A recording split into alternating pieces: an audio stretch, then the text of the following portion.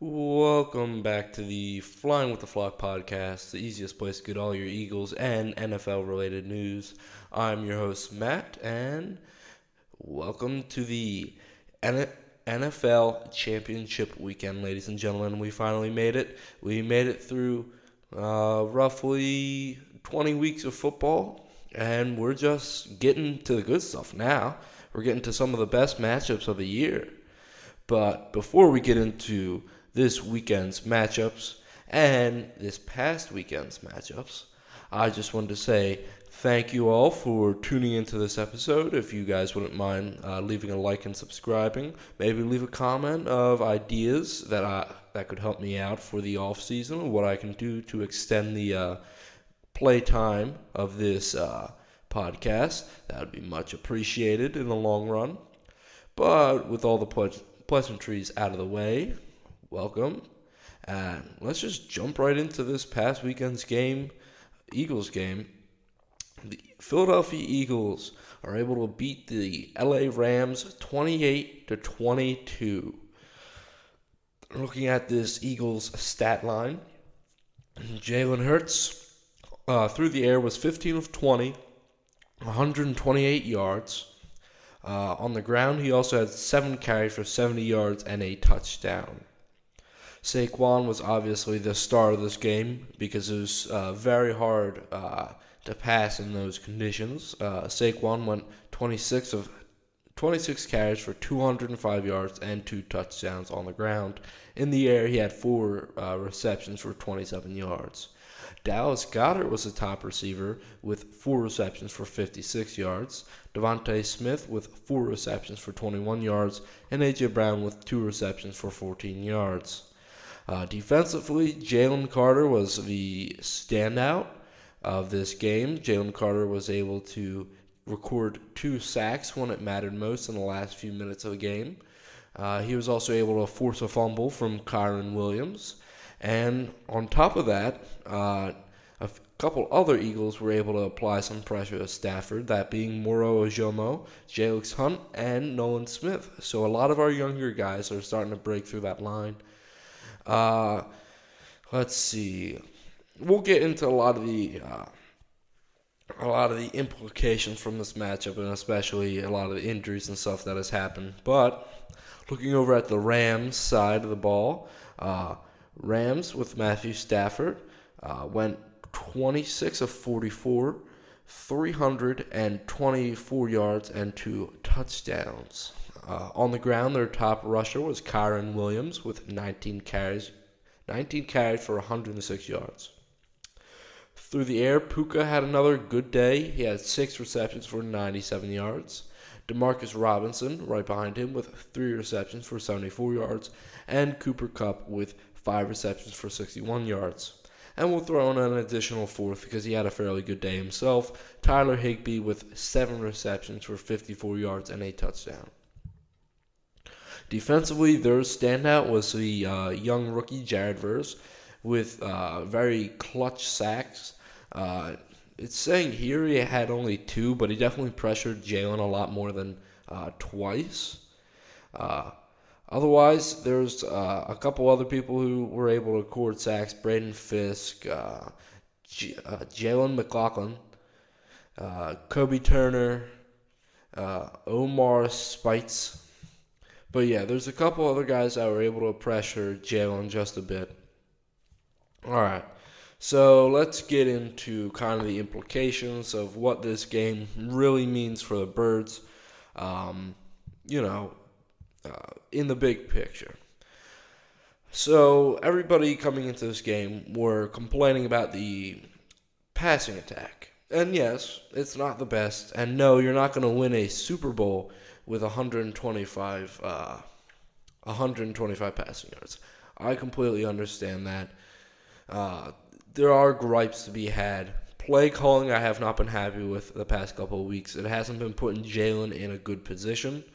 If Jalen's, and we'll get into the injury more in depth, if Jalen's injured, why would you put him on a designed rollout to his opposite side? Why would you design a rollout to the left when you can't take a sack?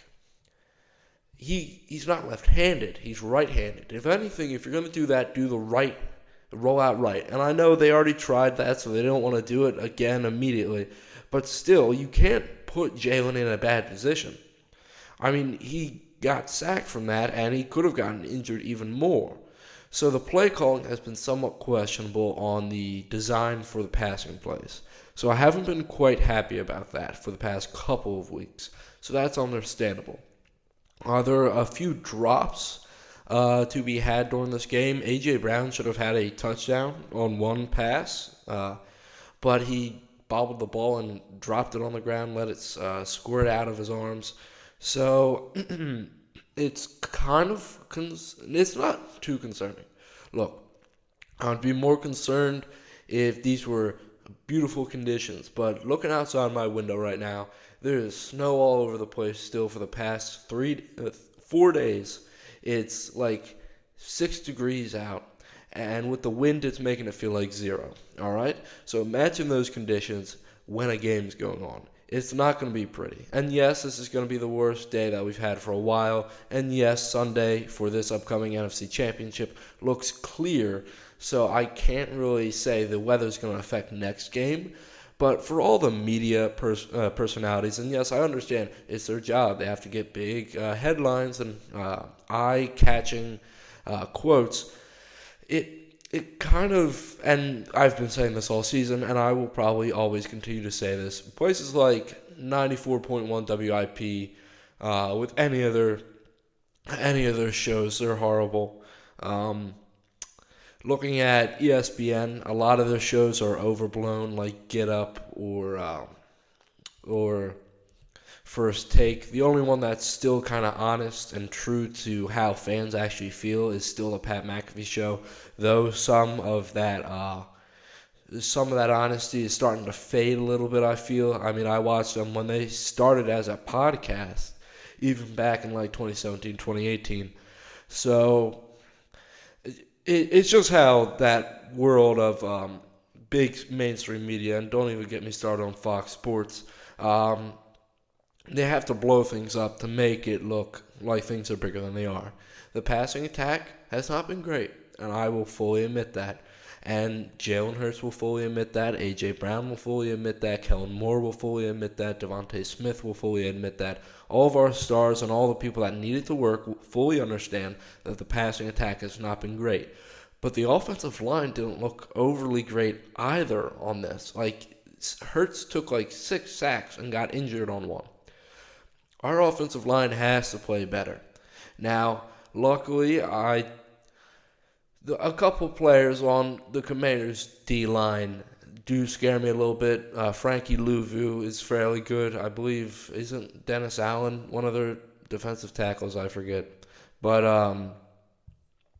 it does look like it looks a little bit ridiculous in my opinion. We're supposed to be the top offensive line in the NFL, and we're giving up 6 sacks in a playoff game. Yes, it's poor weather, so it's going to be harder to stabilize yourself and try to block the pass rusher. But overall, we should have this stuff down. We should have had this stuff down halfway through the season. The fact that we're giving this up in the divisional round is slightly concerning moving forward into the conference championship and possibly even into the Super Bowl as well.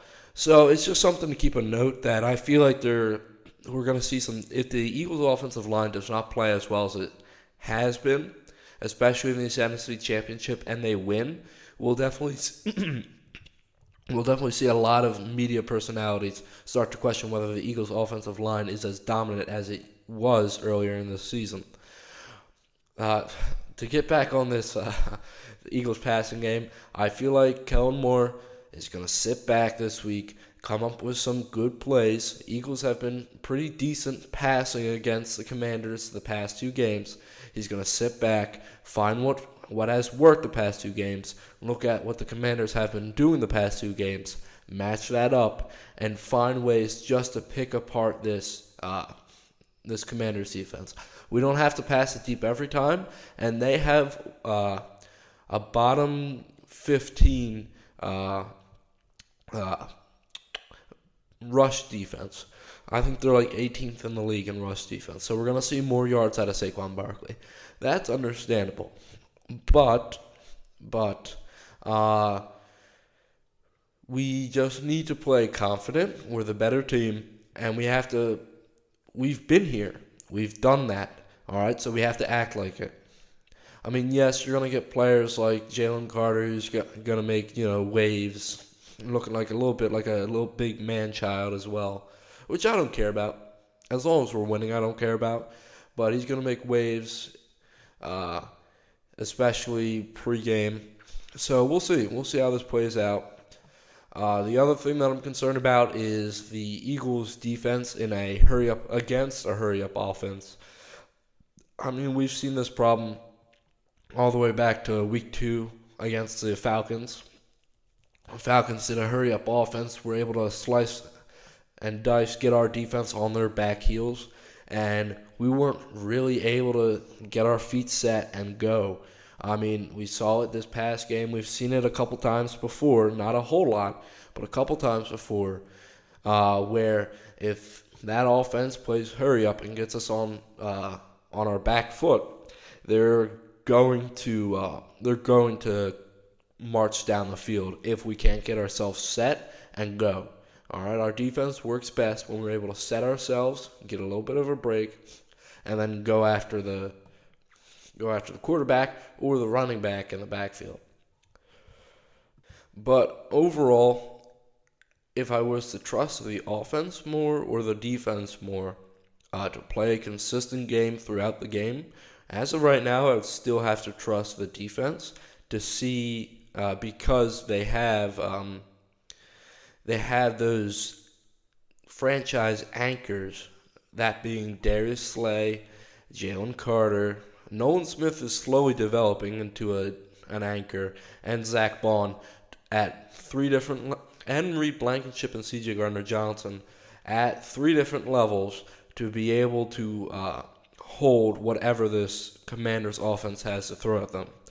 Now, just quickly covering 2 of the injuries that did pop up during this game. Jalen Hurts will get a injury report today as of recording this, but Jalen Hurts suffered a knee injury. He seemed to be less mobile, but he seemed to be able to play on it. So I'm not overly concerned. Realistically, it's probably at worst a sprain. If not, it was just they're just taking precaution. Do I think that will affect Hurts' mobility? Yes. But do I feel like he needs mobility to beat the Commanders? No. I feel like the Commanders are going to game plan for Hurts as a pocket passer. So if you pull out a read option every once in a while and Hurts gets maybe a 5 yards on a carry and he slides down, that would be fine. I don't think a designed rollout is the right idea. Play action is probably where we should go. We should also hand it off to Saquon early and often, and see if we can try to get this Dan Quinn off or defense to stack the box so we can throw it over top of them with A.J. Brown and Devontae Smith. Quinyon Mitchell, I believe he'll be good to go. That's what he said. I mean, I'm not sure what the injury was. I believe it was something with a shoulder. It might have been a stinger. But I think Quinyon Mitchell will be fine. Nick Sirianni has said both on Jalen Hurts and Quinyon Mitchell that we'll see how the week goes. But I feel like at the end of the day, if they're both like maybe 85 to 90% healthy, they're just going to throw them out there and have them go. All right, so with all that out of the way and all my rambling out of the way, let's get into this past weekend's games. And first off, the first game of the weekend was the Chiefs-Texans. The Chiefs beating the Texans 23-14. Look at this Chiefs offense. Patrick Mahomes went 16-25, 177 yards, and a touchdown through the air. On the ground, he had 7 carries for 14 yards. Their top rusher was Kareem Hunt with 8 carries for 44 yards and a touchdown. Travis Kelce was their top receiver with 7 receptions for 117 yards and a touchdown. And Xavier Worthy was the next closest with 5 receptions for 45 yards. Defensively, they sacked C.J. Stroud like 7 times. My apologies.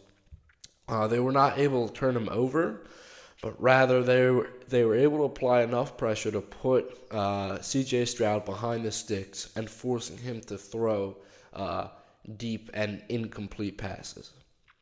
Looking at the Texans offense, C.J. Stroud, the raw box score says he went 19 for 28, 245 yards, no touchdowns, no interceptions. Their top rusher was Joe Mixon. He had 18 carries for 88 yards and a touchdown. Nico Collins was their top receiver with 5 receptions for 81 yards. And Dalton Schultz was the next closest with 4 receptions for 63 yards. Defensively, they were able to get to Mahomes like 3 times, but weren't able to force any turnovers by Mahomes.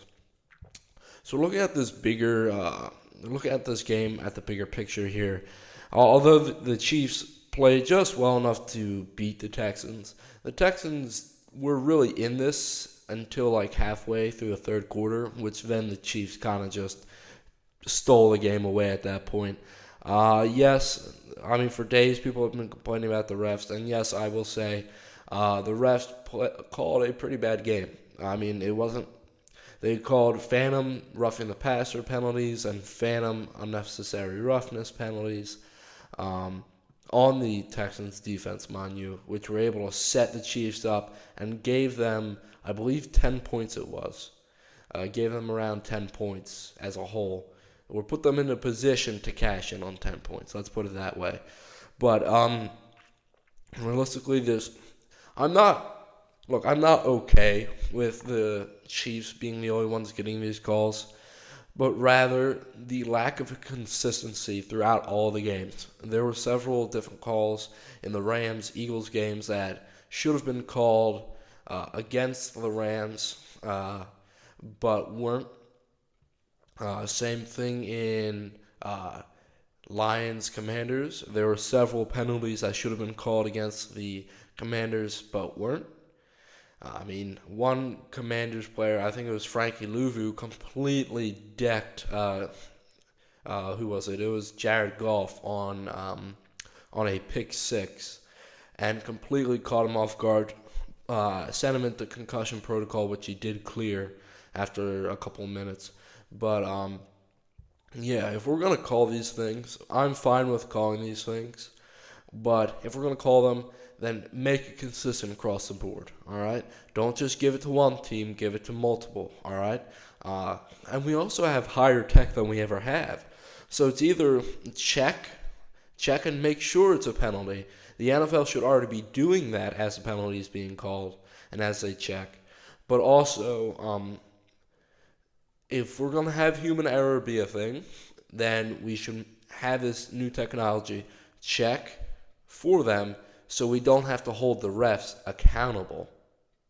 And I'm also not saying that we need like a complete overhaul of all NFL refs, because that's going to be impossible to get an absolute overhaul of every single NFL ref out of the league and then bringing in new ones. Rather, what we should be doing is making some of these guys full-time employees and have them constantly work through the off-season, through the preseason, and through the NFL regular season on trying to perfect, looking for calls, and trying to help make technology work in their favor to call a better game. Yes, the Chiefs would have probably won anyway. I'm not saying the Chiefs were going to lose to the Texans, and I never saw that. Realistically, looking at the Chiefs right now, they're playing some of their best football. They're playing dynamic. They're playing solid football. They're not forcing Mahomes to throw over like 40 times a game to get them the win. Mahomes is not turning the ball over. They're not destroying their running backs. They're doing running back by committee.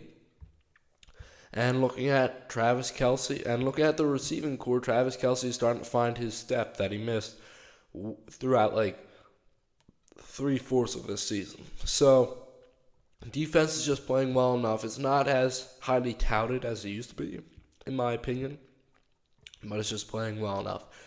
Texans, it was a nice season, I guess. Injuries riddled you guys, and that really made you guys look worse than you were. And I've been highly critical of you guys throughout the season. I said before the season that C.J. Stroud would most likely hit his sophomore slump and take a step back. He did. It didn't help that that NFL defense has had another year of film under their belt to look and see what is he good at, what is he bad at, how can we make him uncomfortable. And on top of that, he lost two of his top receivers in Stephon Diggs and Tank Dell, leaving him with, although still two really great wide receivers in my opinion, Nico Collins and John Mechie. Nico Collins was out for a while as well, but still, they probably should have handed the ball off more to Joe Mixon. He's been a dynamic playmaker throughout the entire season. He's probably been the third best running back in the NFL, only behind Saquon and Derrick Henry. But realistically, looking at this game, Texans, I would probably just be happy that I made it this far after this much of a turbulent season. And there's always next season. Allow C.J. Stroud to sit back, watch some film, see areas that he can improve, and just work on that stuff throughout the offseason to continue to make himself a better quarterback for the whole entire team and a better leader as well. Next up, we have, on the NFC side, we have the Commanders beating the Lions 45-31 in the biggest upset of this weekend. Looking at this Commanders offense, Jaden Daniels went 22 of 31, 299 yards, and 2 touchdowns for the air. On the ground, he had 16 carries for 51 yards. Brian Thomas Jr. Was their top rusher with 15 carries for 77 yards and 2 touchdowns. Diami Brown was their top receiver with 6 receptions for 98 yards, and Scary Terry was their next closest with 4 receptions for 85 yards and a touchdown. And let's just say Austin Eckler looked like prime, like 2020, 2021 Austin Eckler. On the ground, he had 6 carries for 47 yards, and through the air, he had 4 receptions for 41 yards. So he really made the most out of all the touches that he was able to get on this offense. Defensively, they picked Stafford off twice, but they weren't really able to get that much consistent pressure. Did I just say Stafford? They were able to pick off Goff 4 times. They weren't able to get too much pressure on him. They only got 2 sacks, 2 by the same person, that being Dorrance Armstrong. Lions, looking at you guys, Jared Goff, 23 of 40, 313 yards, a touchdown, 3 interceptions. Jameson Williams also threw 1 interception as well. Jahmyr Gibbs, 14 carries for 105 yards and 2 touchdowns. Jameson Williams, no. He had 1 carry for 61 yards and a touchdown on probably a jet sweep again. Receiving, their top receiver was Amon-Ra St. Brown with 8 receptions for 137 yards. The next closest was Jahmyr Gibbs with 6 receptions for 70 yards. And defensively, they were not able to apply any pressure on Jaden Daniels whatsoever and weren't able to force any turnovers by the rookie. Looking at the bigger picture, let's go with the loser first here. Detroit, this year was probably one of your best chances at getting to the Super Bowl. I'm not even saying winning, just getting to the dance is half the battle. And I know Dan Campbell knows that. He said that in last year's NFC Championship presser after the loss, and after this loss, he said something similar. But this was it. If there was any better chance, it was 15-2. Number 1 overall seed in the NFC, hosting the 6th seed, hosting a rookie quarterback. You guys were decimated with injuries. I will fully admit that. And you guys, if you guys wanted to win the Super Bowl, you all probably would have had to have a better defense a better put together defense the way you had now. But you allowed a rookie quarterback to outduel you, Jared Goff. You allowed him to outduel you, and in your own house nonetheless, when it matters most. I mean, it's kind of upsetting that they're going to lose both their offensive coordinator and defensive coordinator. And looking at how that happened to like one of the most explosive Eagles teams in the 2022 Eagles, y'all might take like a step back next year. And we'll get more into that probably before the next season starts. But realistically, Detroit, y'all might take a step back. I realistically don't see a world where they have a better record than 15-2 next season, and they get the number 1 overall seed. There are going to be a couple teams like the 49ers, like the Eagles again, like the Commanders, who are going to take not even a step forward, but are either going to stay at the high level they've been playing or are going to take another step forward to make themselves more of a contender in the NFC playoff picture. Now, looking at the winners of this match, Commanders. I went back and I listened to my first episode of the podcast this season, which talked about how I thought every team would do, and I made sure I went to the part that talked about the Washington Commanders. And let's just say, I'm fairly impressed. You all proved me wrong. And Jayden Daniels, let's just say this. Jayden Daniels proved me wrong.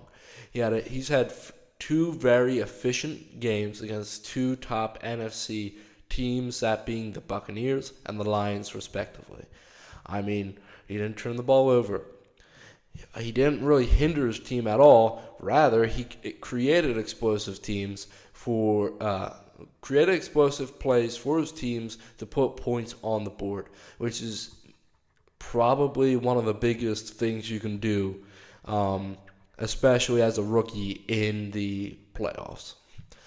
He's, I believe, he's one of a few rookie quarterbacks that have taken their team to the NFC Championship, or just NFL Championship game at all. I believe the last one was Joe Flacco. So it's fairly impressive. I want to see how he performs against a more stout Eagles defense, which has had, I'm not going to say we've had his number because we haven't, but rather this is Act 3 here, all right? And we got to cover, this is Act 3, this is the rubber match. They now have to go up against probably one of the best NFL defenses that has put a lid on Jordan Love and the Packers, has put a lid on Matthew Stafford and the Rams somewhat. They left the lid a little bit open on that one, but we'll get into that in a second here. And, the Commanders' biggest challenge is right ahead of them now. They have to play a division rival at their house in the NFC Championship it's not going to be a horrible weather game. So it's all going to come down to turnovers. One big theme throughout this weekend was who turned over the ball more lost, or who turned over the ball at all lost. So it's going to be interesting to see how this Commanders team, and I'm more interested to see how this Commanders defense plays against this Eagles offense. Next up, since we covered the game, the Eagles-Rams game already, I'm just going to cover on what the Rams' future kind of looks like after this win. Realistically, it was a good season.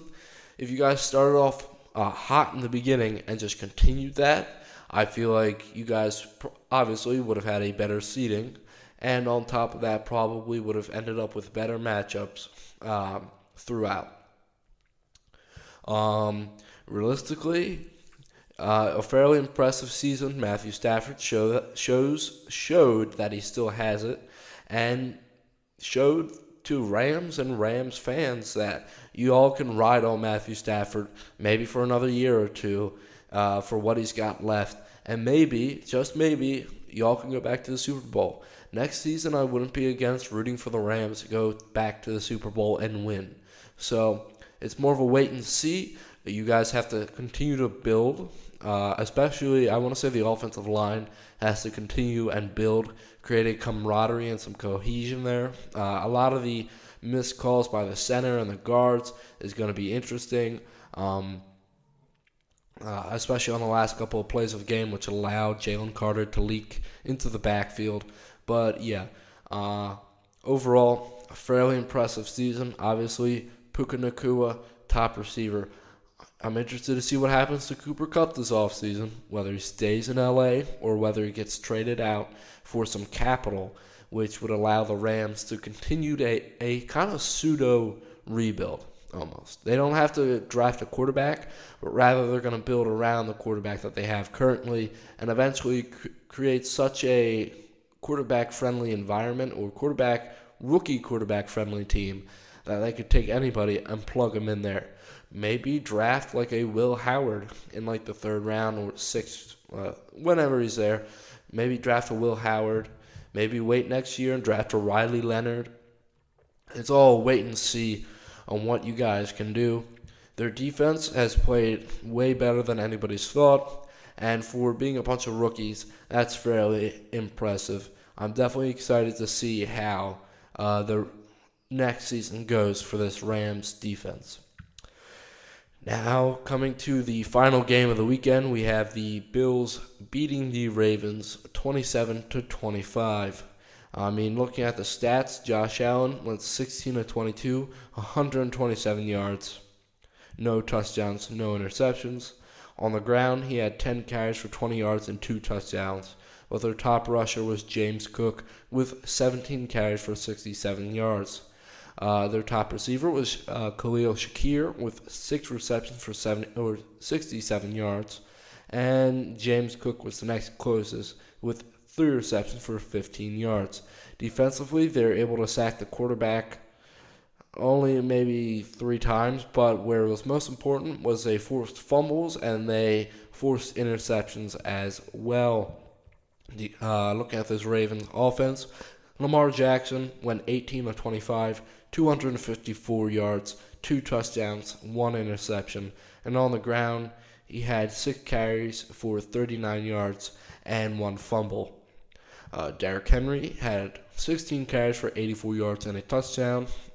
And receiving-wise, Isaiah Likely was their top receiver with 4 receptions for 73 yards and a touchdown. And Rashad Bateman with 4 receptions for 66 yards and a touchdown. Defensively, they were able to sack Josh maybe once, but they weren't able to apply enough pressure to make him throw errant passes and interceptions as well.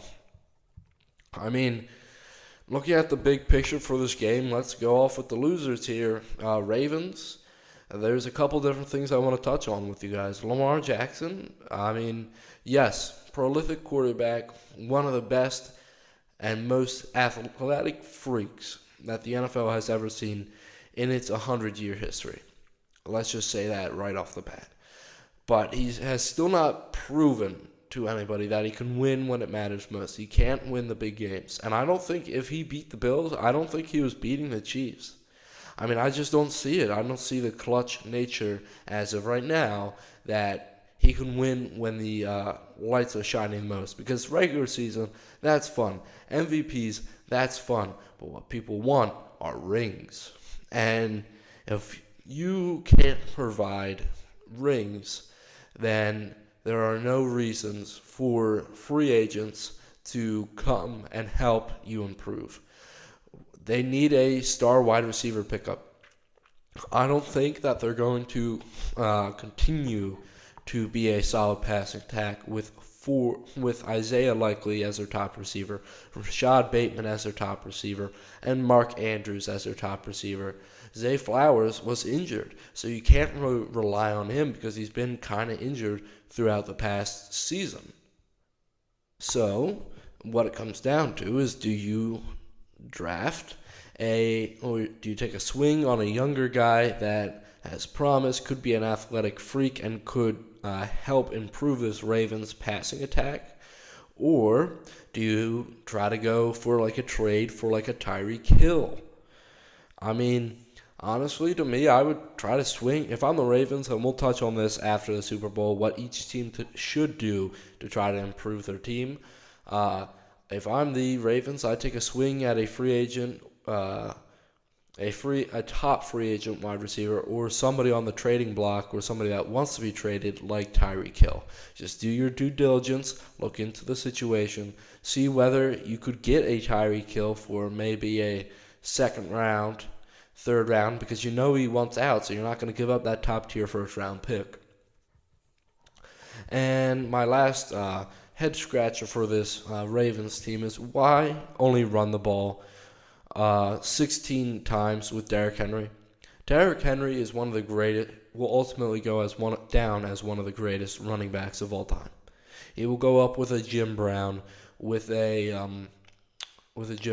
Walter Payton, with a LaDainian Tomlinson, with an Adrian Peterson, with a Saquon Barkley. He will go up there with those greats. But why only run the ball with him 16 times and force Lamar to throw 25 times? I mean, we're seeing it at the Eagles. If you have your quarterback throw 20 times and he completes 17, 18 passes, does not throw any interceptions, and just puts points on the board no matter how they come, and you run the ball and you completely dominate the line of scrimmage, you're going to go far. You're going to get to conference championships. You could get to the Super Bowl. We'll see. I'm not going to speak too early on that. But, yeah, it's just a real big head scratcher for me that this Ravens team has all the pieces. Maybe not a top-tier receiver, but they have a lot of the pieces. Defense, they need to keep rebuilding. The passing defense is and will continue to be suspect to me. But realistically, the Ravens beat themselves in this matchup. Lamar needs to get to the Super Bowl to save his legacy, in my opinion.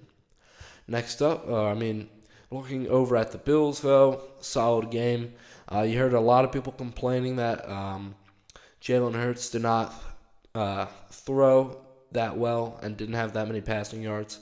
Josh Allen had 2 more passing yards than he did this past weekend, so I don't want to hear that shit anymore, all right? They're both efficient with their ball placement, and they threw for minimal amount of yards, but they didn't cost their team the win. I mean, surprisingly, they weren't able to get too much going in the rushing. I mean, it was a running back by committee, so James Cook, Ty Johnson, Ray Davis all rushed for more than 30 yards apiece, and were just able to get into the end zone, continue to put points up on the board, continue to extend their lead. Overall, Buffalo, you all have to go into Arrowhead, and you guys do not have that great of a history when it comes to going into Arrowhead for a playoff game. So realistically, I'm somewhat nervous for you guys. But we'll get into my predictions here in a little bit here. But realistically, y'all need to play a cleaner game, better game than what you just did against the Ravens. You guys need to play more efficient, put it that way. You can't allow them in. You can't allow the Chiefs in close by a touchdown or less. All right, so before we go on to this weekend's games, I just want to cover some of the head coaching vacancies. But let's talk about this one real quick. The Bears picked up Ben Johnson as their head coach, so that's official. He's looking to bring on a superstar cast of head coaches or superstar catch of coordinators. I know who's already looking at Dennis Allen, the former head coach of the New Orleans Saints, for his defensive coordinator. Realistically, he doesn't really need that great of an offensive coordinator. Rather, he just needs a guy that can understand his system and just have the meetings run smoothly in the organization. Looking at how this could affect Caleb Williams, you got what you wanted, Caleb. You got a offensive-minded head coach who could come in and help develop you. And in my opinion, that's probably the best scenario right now for this young man's career. Now, do not screw this up. Now's the time to continue and develop yourself, all right? Yes, we need to build an offensive line around you. That is completely understandable, but you still have weapons. You have DeAndre Swift, you have Rome Odunze, you have DJ Moore. I'm not sure if Keenan Allen is returning. You have Cole Kmet, so you have weapons. You just need to deliver the ball precise, and you need to not turn the ball over yourself, all right? So I do feel like this was probably the best option, and I did predict that Ben Johnson was most likely going to go to the Bears, but I do feel like this was probably the best fit for Ben Johnson. The Bears have their quarterback of the future. They just need to develop him over time, rather than going to like the Raiders, who didn't really have a head coach at all. I mean, didn't have a quarterback at all. Obviously, Mike Vrabel, head coach of the Patriots. Now, we covered that, but he also picked up Josh McDaniels as his offensive coordinator. So that's interesting to me. We'll see how that works out. But yeah, that takes off, I guess, one coordinator off the board. And we should probably just consider that Dennis Allen would most likely just go to the Bears as DC. So we should take those two guys off the board. Let's just go through this quickly at some of the head coaching vacancies. The Jets is still open, and as of right now, it was rumored that Aaron Glenn and the Jets are close to a deal. I'm not sure how true this is, so we'll see over the next. It's probably going to be announced today as I'm editing this, but I would expect Aaron Glenn to most likely get this job. He could build a new culture. He can bring in some of this Detroit mentality to his team. It may be a longer rebuild rather than bringing in like a well-known head coach like a Rex Ryan or like a Pete Carroll. So I feel like Rodgers probably wouldn't be back to the Jets and maybe even football. So that's a wait and see. But realistically, if you bring in Aaron Glenn, you're going to get younger guys to buy in, and you're going to show off some of this Detroit mentality to New Jersey. And yes, they're not New York, all right? Don't bitch at me, all right? They play in North Jersey. Their facilities are in North Jersey. They're the New Jersey Jets, all right? Don't come at me. They're not my Jets. No. South Jersey is for the Birds. Let's not get that confused here, all right? My backup for the Jets vacancy would most likely be Pete Carroll. Again, established head coach. If Rodgers wants to come back, you could work with him and possibly bridge the gap between when Pete Carroll wanted to get his own quarterback and this year. The Saints vacancy, I kind of tossed this one. Was tossing this one around with a couple different guys, but to me, the most likely to get this job would be Todd Monken. He could start a slow rebuild. He's definitely one of the younger head coaches in this coaching cycle. But the only downside is he would have to find his guys in the draft and free agency who would be able to kind of play in his system rather than finding a system to play around guys, if you're understanding what I'm meaning. The backup to me would still be Steve Spagnuolo, though I would really doubt to see Spags leave Kansas City at all. The Jaguars vacancy, I still have that as most likely Robert Saleh. He's a proven head coach, which the Jaguars need. They need multiple pieces on the defense to help rebuild their biggest weakness from this past season. And I feel like Robert Saleh would be able to get a lot out of those no-name guys. He'd be able to get a lot out of them. The only downside is Saleh's record with dealing with developing QBs in the past is pretty piss poor at this point.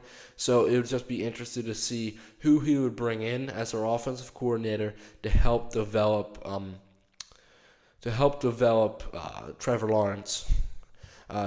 Joe Brady, offensive coordinator for the Bills, would be the next best option for the Jags if Robert Saleh isn't a good fit or becomes unavailable due to one reason or another. I could also see Todd Monken also going here, but let's not get ahead of ourselves. Joe Brady would be the solid backup after Saleh to bring in for head coach. Raiders vacancy, in my eyes, didn't really change that much.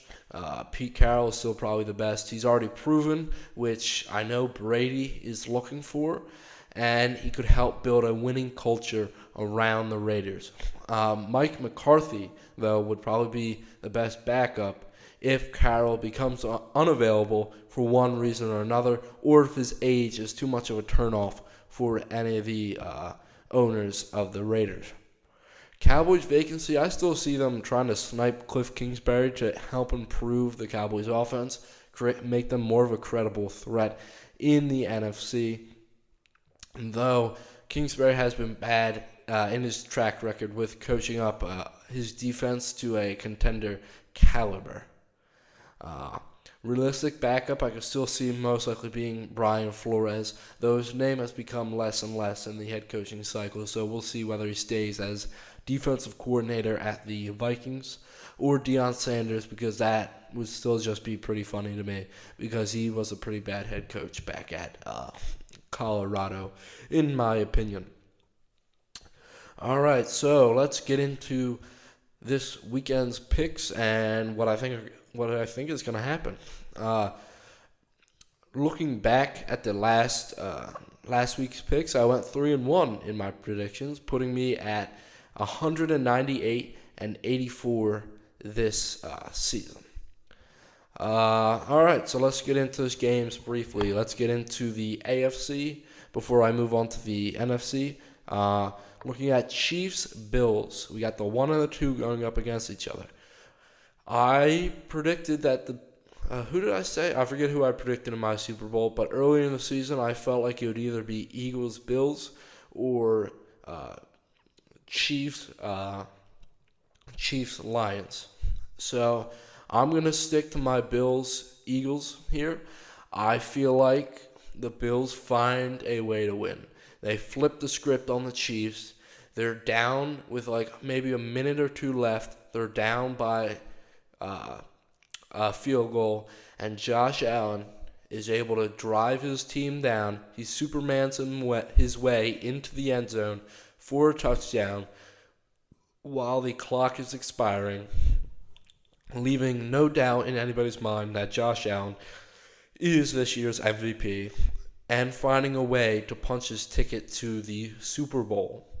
I could realistically see it going the other way, obviously, because the Chiefs are the Chiefs. You cannot count them out. The Bills cannot have to get up on the Chiefs early. They have to get up by 2-3 scores as quickly as possible, and they have to run the ball, all right? They have to run the ball on offense, and they have to stop Travis Kelce and this passing attack on defense, all right? They cannot allow one player to dominate the game like the Texans allowed Travis Kelce to do to their defense this past weekend. For the Chiefs to win, they have to just be the Chiefs, all right? I don't think they're going to win, but if the Chiefs are to win, they would have to play solid Chiefs football. They cannot turn the ball over whatsoever. They cannot allow the Bills to get up by a few scores. They have to keep it a tight game, especially going into the fourth quarter. They have to keep it like a one-score game if possible.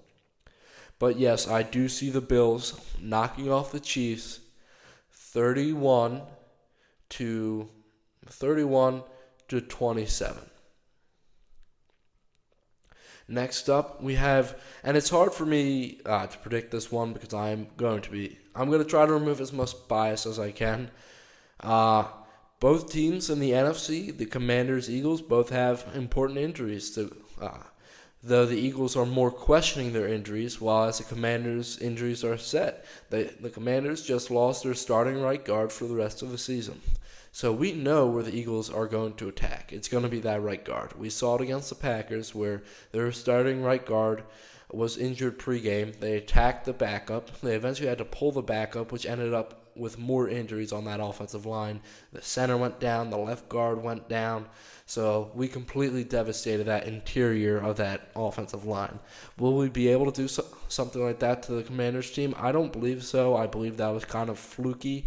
I don't believe we'll be able to dominate the offensive line as bad as we did to the Packers, though I believe that this will ultimately be something that affects the Commanders a lot. I do feel like Vic Fangio is going to sit back, look at the tape, find ways to make this rookie quarterback uncomfortable, which is something that the Bucs and the Lions both struggled to do in their matchups against Jayden Daniels. They allowed Jayden Daniels to set the tone, and they allowed him to have the ball in crunch time and not turn over the ball at all throughout the rest of the game. So for the Eagles to win on defense, they would have to blitz. They would have to make Jayden Daniels uncomfortable, but they cannot allow him to get out of the pocket. Force him to beat you with his arm, which he can do. I'm not saying he's like a Lamar where he's not as great of a passer as he is a runner, but you have to play. Don't allow explosive plays. Make them earn every single first down. Offensively, what the Eagles have to do is they can't get behind the chains. They have to stay in second and short, third and short. They have to have explosive running plays. Maybe not as of explosive passing plays, though one or two are to be expected, especially with it being a lot better weather and starting at 3. So the sun will still probably be out. Realistically, the Eagles have to stay in front of the chains. They cannot get behind. And they have to wear down this Commanders defense, and they have to stay healthy during the game as well. I mean, if Jalen Hurts goes down, that might be it. I don't think I can believe in Kenny Pickett as well as I can believe in anybody else. So for Washington to win this, they have to force Jalen to throw the ball more than 25, 30 times. They have to get up. They have to get up on the Eagles by a few scores, 1 or 2, and force the Eagles to throw it deep. They have to control this game. If they allow the Eagles to control any portion of the game, line of scrimmage, time of possession, or yardage as well, turnovers, if they allow them to control any of these factors, I feel like the Commanders will ultimately start seeing the game slip away. So who do I think is going to the Super Bowl? I do believe that the Eagles will win against the Packers 41-24. I do feel like the Eagles will control the turnover battle. The line of they will stay in front of the chains, and they will continue to put up points on this Commanders defense. They will run the ball, they will play physical, and they will wear down this Commanders defensive line and their offensive line as well. They will find a way to make the backup right guard uncomfortable, and they will find a way to make Jayden Daniels uncomfortable. Meaning that I believe that probably my prediction from earlier this season, the Eagles and the Bills in the Super Bowl will ultimately come true. So with all that being said, I want to thank you all for listening to this episode, and we'll see how everything shakes out. My nerves are going to be at the highest they have been all season, and they've been getting worse and worse every single game. So realistically, I believe that my Super Bowl prediction from earlier this season, before the season started, of Eagles versus Bills will come true when it matters most. So, with all that being said, again, sorry for the it's a long enough episode, so I'm not gonna complain about that. So, with all that being said, go Birds.